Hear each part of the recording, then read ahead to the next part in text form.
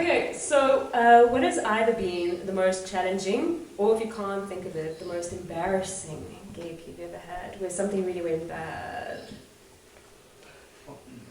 I opened for the Antwoord. Yeah. The last South African tour. I can't be there. And I was... But that's embarrassing enough. And so my main instrument is bass guitar, right? I love the bass, it's amazing. And I've done this custom built thing. It's a tree, it's freaking massive, so I can beat the hell out of it. And it's this huge crowd in a weird venue in Joburg. After a while, they all become the same. Often I go, so nice to be back here! Wherever the hell here is. and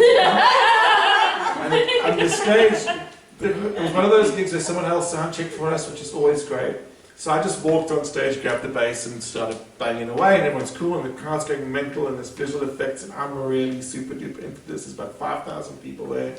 And I didn't realize in the dark, right, because it's pitch black and there's just thousands of lights on you, and you're sweating like you're doing drugs at your mama's house, that the stage wasn't straight.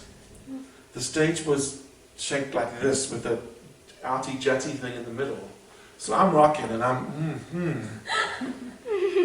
and I start like the first song swelling and we're building into this and we're getting into it, and so I start stomping up the stage like a bear and fall off the stage.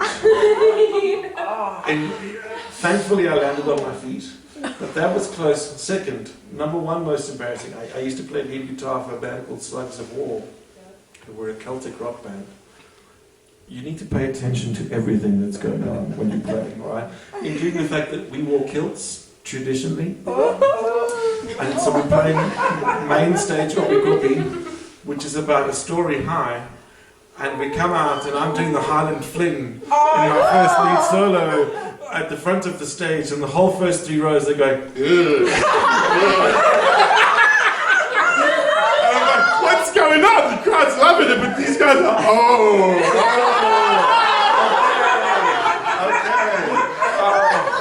Mijaelle was making an appearance. It was not, no, it was not great.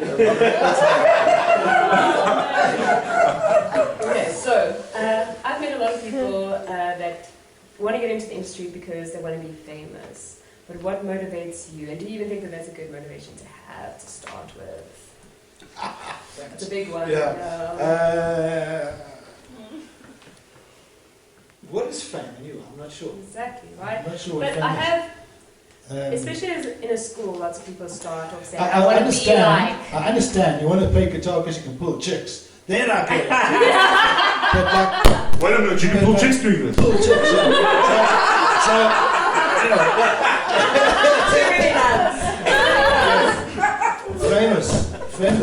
Famous. People get famous by throwing TVs out the window and stuff. I mean, It's so random. yeah, just master your part. Fame, you'll get it if you deserve it. Simple as that. No, I disagree with you completely. Your fame will be, you'll get it if you're very, very lucky.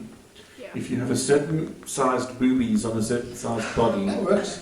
Dolly? That's very helpful. Hence I'm trying.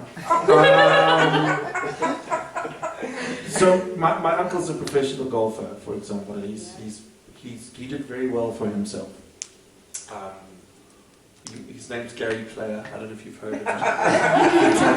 So Gary did really good for himself, and we were growing up. He was just he'd go on these tours and he'd come back and be really cool, and like it's so amazing. We want to be golfers, and he'd like, don't do it, because for every me, there's 1,000 people living in a 1962 Toyota Corolla eating Marmite toast to stay alive. I wouldn't say do it to be famous unless you are like 150% certain you have the resources, the money, and the timing.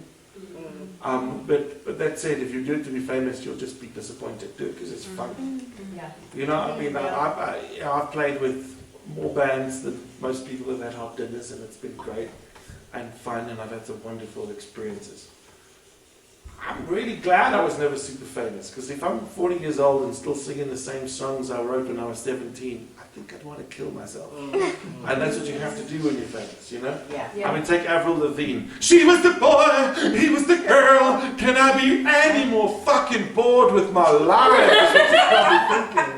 Because how do you relate to that as a 45-year-old woman? You know what I mean? It must suck, but you still got to sing those songs because that's what you want to hear it. So it depends what you want. Like if you really want to Justin Bieber it, you Justin Bieber it. But I wouldn't have that as the end goal. So, okay, we've spoken a bit about the music industry. We noticed, we were even talking earlier, how some music stores are closing down. But I know that there's a greater quality of artists that are coming out in the country as well. Like, the quality of music is being lifted up. You're working with current artists as well. I mean, we see good things and the bad. So what hope do you have for the SA industry? Well, you're actually 100% right about the music. 10 years ago it was and cut your wrist, I can't handle that stuff. But I mean, right now you're getting people like Alicia Keys, for instance. Yeah. She's setting a good example. She's doing real music. And I don't know if you guys have watched any of her live concerts on YouTube. Yeah. Brilliant musician. Absolutely brilliant. She plays that little Fender Rhodes of hers and she cooks, man. And things are looking up. As far as music is concerned, I've got some wonderful artists that I'm working with, young artists that are cooking, and really good musicians, and it just gives me so much hope. Yeah. They do turn around every now and again and say, "Can't we record an in song?" And I'm like, I know of a studio that does that stuff down there. Freddie Mercury said in 1978, one day the computers will take over and music will lose its soul.